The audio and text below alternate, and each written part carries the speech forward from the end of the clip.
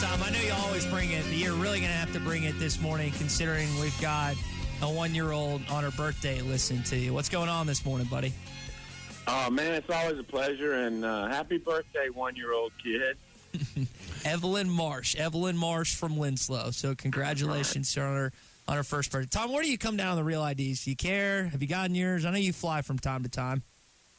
You know, I think I got mine renewed about 2 or 3 years ago, and my wife and one of my daughters told me it was good, so I haven't really fretted about it. I've gotten all these emails, and I've seen all the notifications, but I looked on mine, and it seems to have a star on it, so I guess I'll double-check it before I fly to SEC Media Days, but I think I'm good. Well, we'll see you down there for that in Atlanta, Georgia. Tom, baseball. Better, or you'll have to ride with Ty. Yeah, you don't want to do that. He doesn't want to do that. I think he'd rather ride with Wally that trip. Tom, baseball team sweeps Texas first time in the history of the program. Zach Root just recently named SEC Pitcher of the Week. Is this the Root we should expect from here on out? I know he's kind of taken the number one spot. This is his second Pitcher of the Week, but what are you kind of expecting from the lefty from East Carolina from here on out?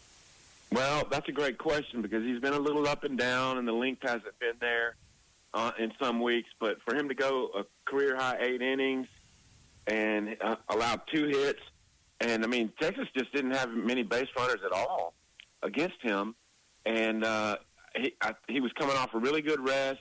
You know, they had played on the Thursday the week before, and he was coming off a short rest on the Thursday outing. So I think Dave Van Horn and the entire program is thankful that they're through that stretch of, you know, there was a couple of weather issues. You know, the Florida series, the A&M series, there was weather.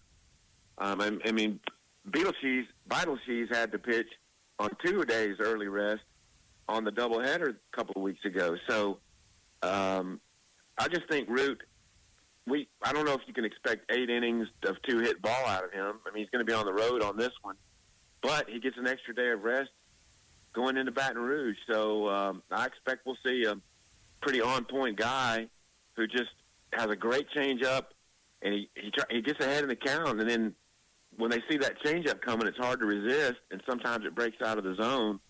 So that's what makes him extra salty. He's got a great mix of pitches. Yeah. Tom, are we going to look back in what your gut tell you? Are we going to look back at this Texas series and say that's the moment the season turned, or was this just an off weekend for Texas and Arkansas had their act together playing at home? Is this a springboard for the rest of the season? Well, I mean, it's certainly a springboard going into this coming weekend. I mean, they're 2 games up on LSU now, which had a feisty series with A&M. But Texas had been seemingly so untouchable, just invincible. They hadn't lost the series. They'd only lost 2 conference games. And to be outscored the first 2 games 15-1, and they just didn't have a lot of action. I mean, they had a solo home run in Game 2. It was pretty incredible that their pitchers did that. I mean, Gage Wood was pumped up, and he and Gabe Gackle put together a back-to-back nice showings in Game 2. Things got kind of crazy in Game 3 a little bit, but they outslugged them. I mean, Reese Robinette got his chance to hit 2 home runs, including just a mammoth shot that gave him the lead for good. But, you know, I don't know. I mean, we might look back and say that's the moment they recaptured their mojo after that tough stretch. I mean, think about it. They lost 3 games to 500 in conference play over the previous 3 weekends, and they got it all back on one weekend against the number 1 team. I saw where one poll had them back up to number 1, but D1 baseball has Arkansas at 7, and I think they're the only 40-win team in the country. So it's unfathomable that they've played the schedule they have and to be ranked number 7 in the country. I'm glad you brought up Robinette because I want to ask you about him. I want to ask about Bowles, some guys that haven't had a ton of opportunities this year but have come on as of late. We talk about depth a lot out of the bullpen, but this is depth in other places and gives you some versatility in making out your lineup. You can move Kojal some other spots with Robinette in there. I thought that was maybe past the pitching. The number one thing this weekend is you seem to gain a couple of guys you got confidence in if you insert them in the lineup.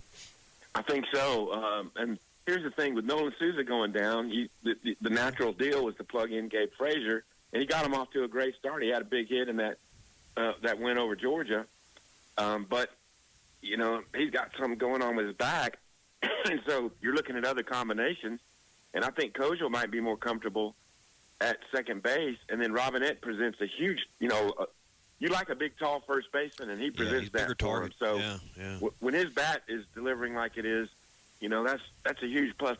And I bet we'll see him quite a bit this weekend.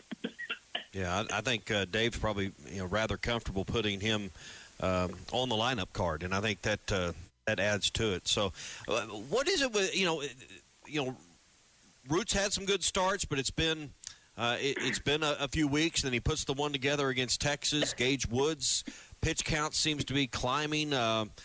This was a great weekend for the starting pitching to turn around, because that's really been somewhat of an Achilles heel for Arkansas during that 3-series slide. Was the starting pitching performances just weren't quite there. That's really the truth. And Wood, you could just see he was fired up. It was Texas. He's an Arkansas kid. It meant a lot to him, and he came off the mound a couple of times after strikeouts and did the whole, just fired up thing.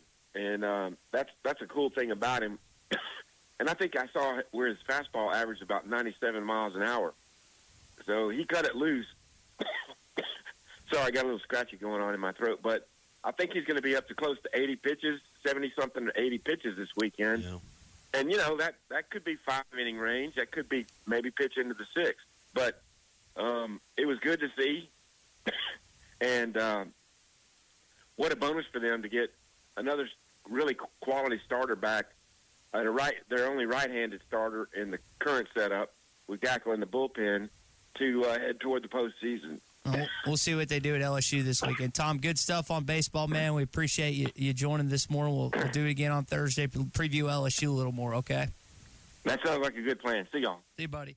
BetOnline is the world's most trusted betting platform and your number one source for all your sports betting action. Baseball season is in full swing and we're into the NBA and NHL playoffs, and BetOnline has more ways to stay in on the action with the latest odds, news, and scores, even live in-game betting while the games are being played. With the largest selection of odds on everything from the MLB, NBA, NHL, and UFC, BetOnline remains the best online source for all your sports wagering information. In between games, head over to the BetOnline Casino with all the top Vegas-style games, including poker and live casino. BetOnline, the game starts here.